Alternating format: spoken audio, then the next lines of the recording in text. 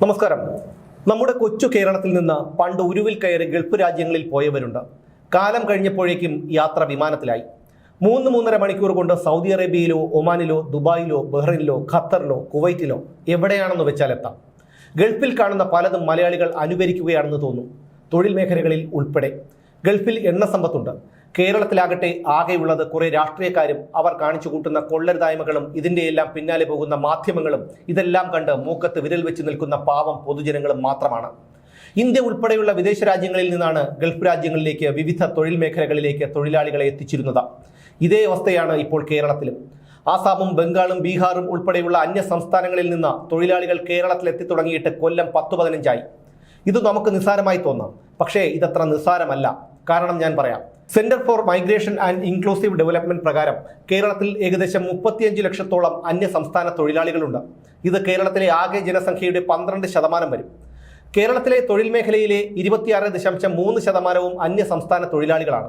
ഇവരുടെ മാസവേതനമാകട്ടെ 16,000 രൂപ മുതൽ 35,000 രൂപ വരെയാണ്. 38,863 ചതുരശ്ര കിലോമീറ്റർ വിസ്തീർണമുള്ള കേരളത്തിലെ ജനസംഖ്യ 2011 നടന്ന സെൻസസ് അനുസരിച്ച് 3,33,87,677 ആണ്. ഇവിടെയാണ് ആകെ ജനസംഖ്യയുടെ 12% വരുന്ന അന്യ സംസ്ഥാന തൊഴിലാളികൾ വന്ന് പണിയെടുക്കുന്നത്. ഈ അന്യ സംസ്ഥാന തൊഴിലാളികളുടെ ശരാശരി മാസശമ്പളം 16,000 രൂപ മുതൽ 35,000 രൂപ വരെയാണെന്ന് പറഞ്ഞല്ലോ. 35 ലക്ഷത്തോളം അന്യ സംസ്ഥാന തൊഴിലാളികളാണ് ഇവിടെയുള്ളത്. ഒരാൾ ഒരു മാസം 10,000 രൂപ വീതം അവരുടെ നാട്ടിലേക്ക് അയക്കുന്നു എന്നിരിക്കട്ടെ. അങ്ങനെയെങ്കിൽ 3,500 കോടി രൂപ മാസാമാസം കേരളത്തിൽ നിന്ന് അന്യ സംസ്ഥാനങ്ങളിലേക്ക് ഒഴുകുന്നുണ്ട്. ഇത് ഒരു ഉദാഹരണമായി പറഞ്ഞ ഏറ്റവും കുറഞ്ഞ കണക്കാണ്. ഇനി എന്തുകൊണ്ടാണ് അന്യ സംസ്ഥാന തൊഴിലാളികൾ കേരളത്തിലേക്ക് ഒഴുകിയെത്തുന്നത്? ഇതിനു 2 കാരണങ്ങളുണ്ട്. ഒന്ന്, അവരുടെ നാട്ടിൽ കുറ്റകൃത്യങ്ങൾ ചെയ്തിട്ട് ഒളിവിൽ വരുന്നവർ. അത്തരക്കാരിൽ പലരും ഇവിടെ വന്നും കുറ്റകൃത്യങ്ങളിൽ ഏർപ്പെടാറുണ്ട്. തീവ്രവാദവും മോഷണവും മയക്കുമരുന്ന് കച്ചവടവും കൊലപാതകവും അടക്കം എന്ത് കുറ്റകൃത്യങ്ങൾക്കും വളക്കൂറുള്ള മണ്ണാണ് കേരളമെന്ന് അവർ നന്നായി മനസ്സിലാക്കി കഴിഞ്ഞിരിക്കുന്നു. ഇനി രണ്ടാമത്തെ കാരണം, കേരളത്തിലെ ജനങ്ങളിൽ വലിയൊരു വിഭാഗവും കുഴിമടിയന്മാരാണെന്നും വൈറ്റ് കോളർ ജോലിക്ക് അടിമകളാണെന്നും കടത്തിണ്ണയിൽ ചൊറിയും കുത്തിയിരുന്ന് വഴിയെ പോകുന്നവനെ അപവാദം പറയുന്നവനും അവന്റെ വീട്ടിൽ എന്തെങ്കിലും ജോലിയുണ്ടെങ്കിൽ കൂലിക്ക് ആളെ വിളിച്ച് പണി ചെയ്യിപ്പിച്ചിട്ട് കടം വാങ്ങിയോ സ്വർണം പണയം വെച്ചോ പണിക്കാരന്റെ കൂലി കൊടുക്കുന്നവനുമാണെന്ന തിരിച്ചറിവ്. അതായത് ഒരു പണിയുമില്ലെങ്കിലും സ്വന്തം വീട്ടിലെ പണി ചെയ്യാൻ അന്യനെ ആശ്രയിക്കുന്നവൻ എന്ന്. ഈ 2 കാരണങ്ങൾ കൊണ്ടാണ് അന്യ സംസ്ഥാനങ്ങളിൽ നിന്ന് കേരളത്തിലേക്ക് ഭായിമാരുടെ കുത്തൊഴുക്കുണ്ടാകുന്നത്. ഇനി കേരളത്തിൽ പണിയില്ലാത്തത് കൊണ്ടാണോ? അല്ല. കേരളത്തിലെ തൊഴിലില്ലായ്മ നിരക്ക് ഇന്ത്യയുടെ ദേശീയ ശരാശരിയേക്കാൾ കൂടുതലാണ്. ഇന്ത്യ ഗവൺമെന്റ് പ്രസിദ്ധീകരിച്ച പീരിയോഡിക് ലേബർ ഫോഴ്സ് സർവേ പ്രകാരം കേരളത്തിൽ 15-നും 29-നും ഇടയിൽ പ്രായമുള്ളവരുടെ തൊഴിലില്ലായ്മ നിരക്ക് 2020 ജനുവരി മുതൽ മാർച്ച് വരെ 40.5%. മാല പിടിച്ചുപറിക്കലും മയക്കുമരുന്ന് കച്ചവടവും കൂലിത്തല്ലും ഗുണ്ടാപ്പണിയുമാണ് ഇപ്പോൾ കേരളത്തിലെ വലിയൊരു ശതമാനം ചെറുപ്പക്കാരുടെയും തൊഴിൽ. ഇനി അല്പസ്വല്പമെങ്കിലും വിദ്യാഭ്യാസമുള്ളവരാണെങ്കിലോ ഭരണപക്ഷ പാർട്ടിയോടൊപ്പം ഒട്ടിനിന്ന് പിൻവാതിൽ വഴി ഏതെങ്കിലും സർക്കാർ സ്ഥാപനങ്ങളിൽ കയറിപ്പറ്റും.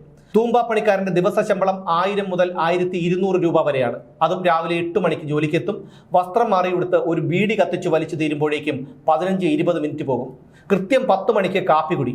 ഇതിനിടയിൽ പലതവണ ബീഡി വലിക്കും, വെറ്റില മുറുക്കും. അരമണിക്കൂർ കാപ്പി കുടിക്കാൻ ചിലവാകും. 2 മണിയാകുമ്പോൾ പണി മതിയാക്കി മംഗളം പാടും. ഇതിനിടയിലും ബീഡി വലിയും വെറ്റില മുറുക്കും, ചെറിയ വിശ്രമവും ഫോൺ വിളിയും വേറെ. ഇനി ഇതെല്ലാം സഹിച്ച് ഒരാളെ പണിക്ക് വിളിക്കാമെന്ന് വെച്ചാലോ കാല് പിടിക്കണം.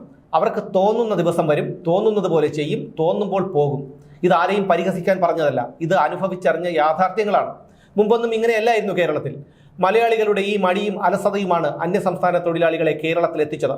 കേരളത്തിലെ ബിവറേജസ് ഔട്ട്ലെറ്റുകളുടെ മുന്നിൽ ചെന്ന് നോക്കിയാൽ അറിയാം, കൂലിപ്പണിയെടുത്തും കടം വാങ്ങിയും അന്യന്റെ മുന്നിൽ കൈനീട്ടിയും ഒക്കെ കിട്ടുന്ന പണവും കൊണ്ട് ആക്രാന്തത്തോടെ മദ്യത്തിന് വേണ്ടി വരി നിൽക്കുന്ന മലയാളികളെ.